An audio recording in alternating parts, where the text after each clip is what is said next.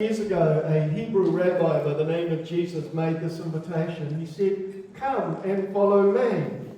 He invited anyone and everyone to become his disciples or his students in living. Over the last 2,000 years, millions of people have said yes to Jesus' invitation. It's changed not only their lives, but it's changed the whole course of human history, and it can do the same for you. Following Jesus. You most kind of likely recognise that language if you've spent any time in church. But what exactly does it mean? I mean, does it mean that I kind of believe in this set of ideas, this set of beliefs called Christianity? Or does it mean, like, yes, I go to church on Sunday? Or that I try hard to be a really, really good person? And this raises another question. I mean, how do I follow Jesus in this modern world, where we're so busy in a hurried and distracted way by all our devices, where burnout is almost expected and anxiety is kind of like an electric pulse in our bodies at the end of the day? How do I be a disciple of Jesus when I'm living in a city that is busy and bustling and full of people with totally different worldviews than ours? What would it look like to follow Jesus today? This 6-week session is an introduction to what we call spiritual formation. The goal is to lay a foundation for you to begin a lifelong journey of apprenticeship to Jesus. You may be here and you might be saying, well, look, I'm a brand new Christian. I'm just getting started on my spiritual journey. Or you might be here and you kind of say, oh, actually, I've been a Christian for my entire life. I got this. But are you ready to take your discipleship with Jesus more seriously?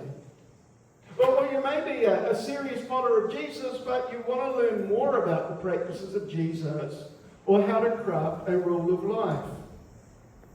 Each week, we're going to learn about apprenticeship to Jesus. And then we're going to send you away with spiritual exercises to take what you've learned and, in the words of Jesus, put it into practice. After trying that spiritual practice during the week, I invite you to reflect on your experience and pay attention to what God is doing inside of you by exploring questions that are in your companion guide. Have you all got one? If you haven't got one, please raise your hand. Someone will come to you now if you need one. A couple over here, please, down the front. But this is our companion guide for the series. And today, we're going to be starting at chapter 1. So there's room inside here for your sermon notes. So feel free to grab your pen. This series is designed to be done in community.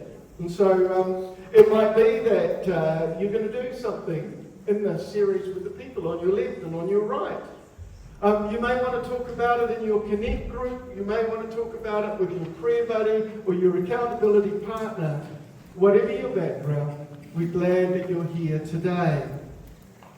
So for session 1, let's explore what it means to follow Jesus. Let's circle back to that story that Crosby told of Jesus calling his first disciples. The story is from Mark 1, and in it Jesus is walking beside the Sea of Galilee when he comes upon Simon and Andrew, 2 brothers who are running a fishing business off the beach. Jesus says to them, "Come, follow me," and then we read this. At once they left behind their nets and followed him. Now, if you've read that story before, then it's easy to lose sight of just how bizarre this whole situation is. I mean, have you ever noticed this just is incredibly strange? I mean, what would make Simon and Andrew drop everything? I mean, literally walk out of their business that day with no advanced planning, with no organisation, to follow a rabbi who's got no income stream and no permanent home. I mean, can you imagine? You're sitting at your office or wherever you work. And Jesus comes by and says, come, follow me. And you just walk out of your job or you walk out of school, which might make some of you happy, right there and then. I mean, can you imagine it? Drop of a hat, you're gone. What would cause Simon and Andrew to drop literally everything? So let me offer you a little backstory. What does it mean to be a disciple of Jesus? In the first century BC, you would regularly see rabbis walking along the road or teaching at your village synagogue. The word rabbi literally means master or teacher. So rabbis were kind of revered teachers of the day, not just of the Torah, which was the Bible of that day, but they taught people about life with God. So most of them were itinerant. They travelled from place to place, and behind them there would be a small group of students called Talmudim. Now, the Hebrew word Talmud literally means learner, but it could also be translated as student or follower. And the most common translation nowadays is disciple. Although there are a growing number of scholars who argue that the best word that we have in the English language to capture the full meaning of that Hebrew word is apprentice. You know, the philosophy of education we have in the modern West is nothing like what it was in the ancient world, okay? You know, what do we do here in the modern West? We go into a classroom, we sit through a lecture, we take notes for a test. The ancient world was nothing like that. It wasn't informational, it was formational. The goal wasn't just kind of fill your head to learn something, but to become someone. And discipleship or apprenticeship was the pinnacle of the first century Jewish education system. I mean, Jewish children started school round about 5 years old at the Bet Sefer, which in English means the house of the book. It was the equivalent of their primary school. And the primary text that they had was the Bible. But it was an oral culture, and at the age of 12 or 13, most students would have memorized the entire Torah. That's the first 5 books of the Bible. Can you imagine? By intermediate, they would have memorized the first 5 books of the Bible. At that point, the vast majority of students would say, thanks very much, go home, then become apprentices to their parents and their parents' trade, or they would work the family farm. But the best of the best would go on to the next level of education called the Bet Midrash, or the House of Learning, where they would continue their studies. It was usually built on the side of a synagogue, and it would be run by a full-time scribe or teacher. At the age of 17, they would have memorized the entire Old Testament. Well, at that point, the vast majority were done. College was over. But the best of the best would go on to apprentice under a rabbi. Now let's say that you were one of those lucky few who would be chosen to become an apprentice of a rabbi. From that point on, your life would be organised around 3 driving goals. The first one would be to be with your rabbi. The thing is, you would leave your home, you would leave your village, and you would follow your rabbi 24/7. You know, apprenticeship in those days, it was deeply relational. You would walk behind your rabbi, literally on the road. You would eat every meal with them. You'd probably learn how your rabbi brushed his teeth so you could copy them. You would keep the Sabbath together. You would be with them all day, all week, all year. Secondly, your goal would be to become like your rabbi. I mean, the heart and the principle of apprenticeship was to be with your rabbi for the purpose of becoming like your rabbi. I mean, you would imitate their whole life. You would copy their mannerisms, adopt their figures of speech. You wanted to be like them. And finally and thirdly, it was to do as your rabbi did. So the goal of an apprenticeship to a rabbi was to one day become a rabbi yourself. And if you made it through that long process of apprenticeship, then when your rabbi felt you were ready, he would turn to you and say something like, Michael, Nignon, Okay, I think you're ready. Go and make disciples. This is what it means to be a disciple. And this is what it still means to be a disciple or an apprentice of Jesus. If you flip that Jewish model of discipleship around from the 1st century to the 21st century, a clear picture of discipleship to Jesus comes into focus. To follow Jesus means that you're organising your life around 3 driving principles of an apprentice. That's to become like Jesus, to be with Jesus, to become like Jesus, and to do what he did. And so just a short word on each. First, to be with Jesus. When you think about it, Jesus called his disciples to come and be with him. And so that's the first goal of an apprentice, to spend every possible moment of awareness in the presence of Jesus and connection to him. In Dutch, it's what the Thomas à Kempis called a familiar friendship with Jesus. Jesus himself said, I call you my friends. And through friendship with Jesus, we enter into the inner life of God himself, and we live in connection with that love all day long. There was a French contemplative called Madame Guyon, and she called this continuous inner abiding. The pastor A.W. Tozer, who some of you have heard about, called it constant conscious communion.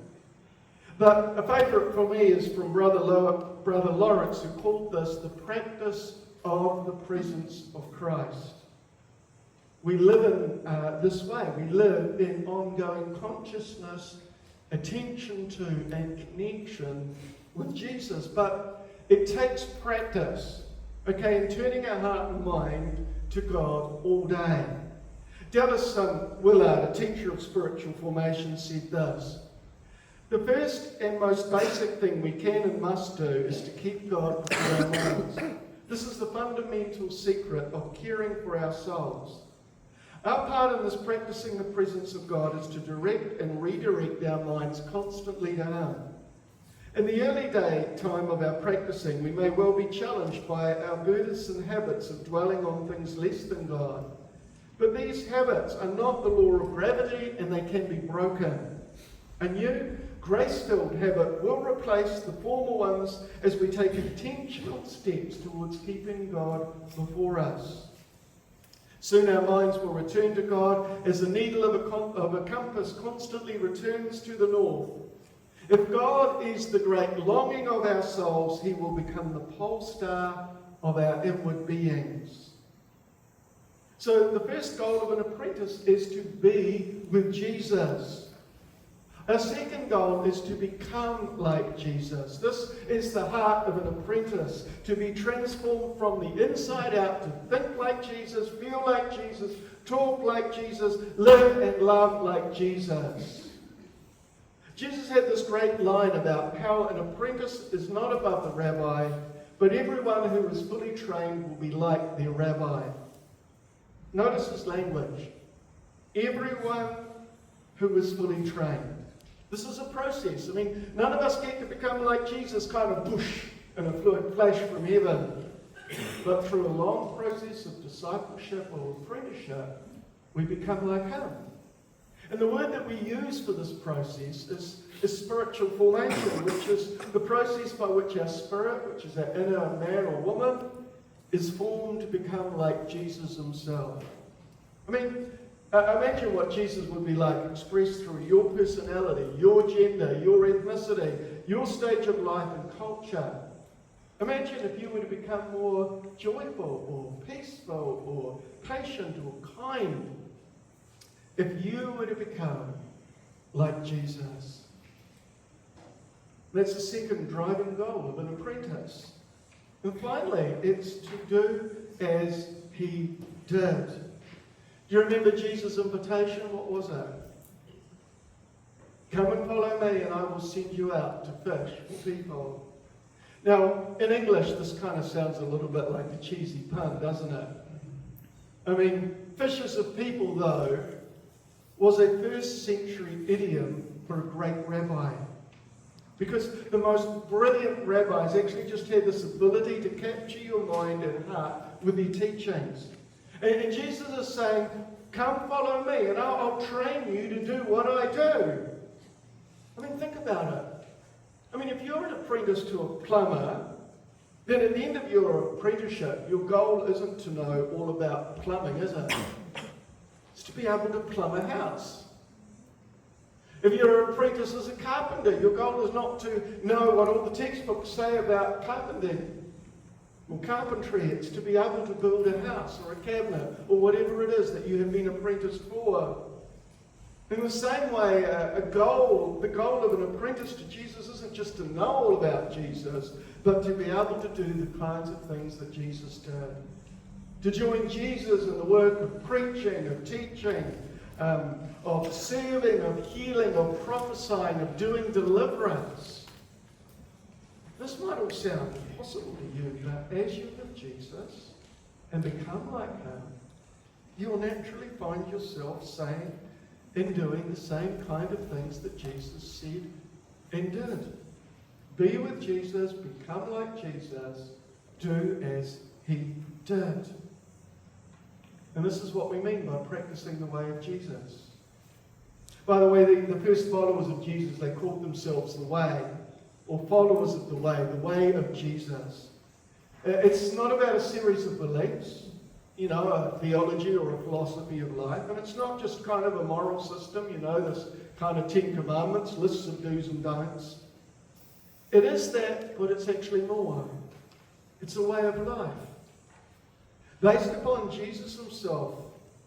To apprentice unto Jesus is to practice his way, and over a lifelong spiritual journey to become formed into a person who is like Jesus.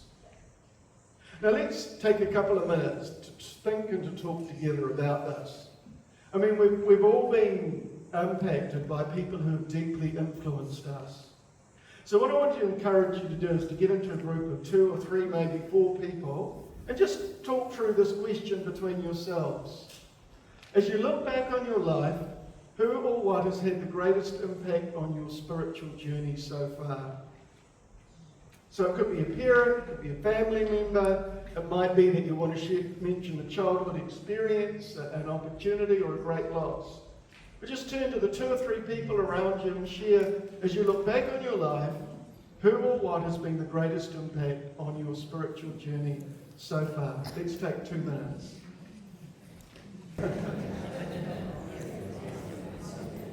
Curious, if I could read some of your lips, I'd be interested to see who you'd be sharing with. Maybe it was a teacher, maybe it was a parent, maybe it was a coach. It would be quite interesting to go around and just see who we might have nominated or what experience you might have nominated. Each week as part of this series, we're going to offer you a practice or spiritual exercises to turn the idea of following Jesus into something real in your life. Information is not enough for transformation. To be transformed, you've almost got to get the habits of Jesus into the muscle memory of who you are. And so, one of the best ways to be with Jesus is to develop a daily prayer rhythm. Now, you may already have a daily prayer rhythm, or you may not, but whatever your approach, you'll see in our guide that our exercise for week 1 is to develop a daily time and place to connect with God in solitude and in silence. Now, the exercise can be done in a few minutes, or you can take up to an hour if you want, or you can take the whole day. But the key is to start where you are, not where you feel you ought to be, okay? If 2 or 3 minutes is all that you have, start there, then take the next step. I like to get up early in the morning before everyone else does and go into our lounge and just spend my time with the Lord there. But your morning with Jesus might begin with making a cup of tea or coffee, or it might be just before you walk the dog. Habit stack. Put it alongside something that you're going to do already. Here are a few suggestions as you develop your practice of prayer. First, find a quiet place that is distraction-free. It might be a corner in your home, it might be the spare bedroom, it could be a nearby park. But find somewhere just where you can focus without being distracted and be at pace. Second is identify a quiet time. You know, for many people, the best time is just right when you wake up in the morning. That's a great time to pray, but for you it could be before you go to bed, or if you've got a baby, it might be while the baby's napping, or if you're working, it might be during the lunch break. One helpful guide is to give God the best time of your day.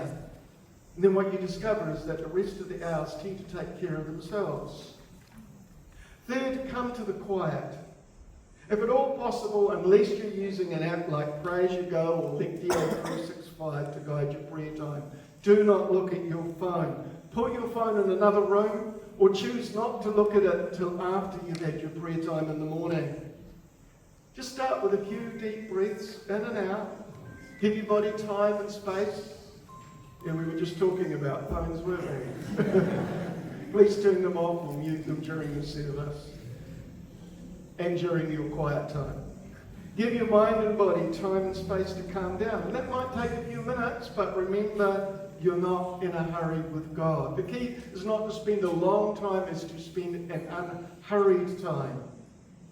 Fourth, open your heart to God in prayer. Might seem unfamiliar, you might not know where to begin, but you don't have to start from scratch. I mean, for thousands of years, followers of Jesus have used the Psalms.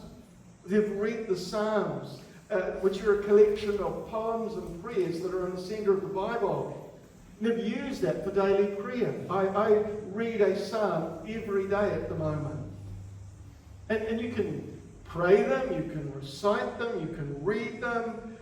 If you're struggling to pray, they kind of give you structure that you can use. They give you words that can express your deepest emotions. If you're not sure where to start, can I suggest you start with Psalm 1? It's kind of logical, okay? But start with Psalm 1. Just read a short psalm or a portion of a longer psalm each day until you actually finish the entire book of Psalms. As I said, the exercise can be done in 5 minutes, or it can easily take up to an hour. Whatever it looks like, the goal this week is to set aside time daily to be with Jesus. In addition to this, you'll see in your companion guide there's some additional resources. There's an online spiritual health reflection that is very, very good. As you're beginning this 6-week series, some of you might find it helpful just to put aside 20 or 30 minutes. Take the spiritual health reflection by following the website or the QR code that's in your guide and just see what the result is. I mean, it's free. Then maybe at the end of the series, try it again and see what's changed. I also recommend reading Practicing the Way by John Mark Comer, chapter by chapter alongside this time. You can buy a hard copy, popular bookshops, you can get an e-book online, but it would be really good for those of you who particularly learn by reading. So let's just review what we've covered in session 1. Following Jesus is based on the first century practice of rabbis and apprenticeships. For us today, to follow Jesus means to apprentice under him. To apprentice under Jesus means to organise your life around 3 key driving goals. To be with Jesus, to become like Jesus, and to do what he did. Apprenticing under Jesus actually means practicing a way of life. One of the best ways of beginning this and spending time with him is through a daily prayer rhythm where you create a time and a place for solitude, silence, and prayer. Now, Jesus did not invite anyone to join a new religion called Christianity. He invited them to apprentice under him in what he called the kingdom of God. Simon and Andrew, they left everything, to say yes to this invitation. But if we're honest, there are other stories of people in the Gospels who are saying no, Jesus, to this incredible invitation. You know, in places like the United States, 63% of people self-identify as Christians. If they say, you're a Christian, they'll go, sure. But a number of independent surveys put the number of people who are actually following Jesus at closer to 4 or 5%. Many people who identify as Christians are not yet disciples of Jesus. Dallas Willard once said this: "The greatest issue facing the world today, with all its heartbreaking needs, is whether those who are identified as Christians will become disciples, students, apprentices, practitioners of Jesus Christ, steadily learning from him how to live the life of the kingdom of the heavens into every corner of human existence." How about you? Are you ready to follow Jesus? To become his apprentice? To be with him and become like him and to do what he did? Do you kind of ache for a deeper life with God? To be formed into the kind of person, maybe a bit like a saint who's just filled with the love and the joy and the peace and the presence of God? The good news of the kingdom of God is that God has come to you and I in Jesus, and he's made a way for us to apprentice. All we have to do is say yes to Jesus' invitation to come. As Jesus said, "Whoever wants to be my disciple must deny themselves and take up their cross and follow me." Whoever. Meaning, you don't have to be the best of the best to become an apprentice of Jesus. I mean, you can feel like, well, I'm a mess today, or I've got wounds, or I'm stuck in this cycle of addiction, or I've still got doubts, or I'm not sure quite what I believe yet. In other words, you can be human and still follow Jesus. All of us are invited to apprentice under Jesus. Accept his invitation today. I'm going to invite the worship team to join me at the front.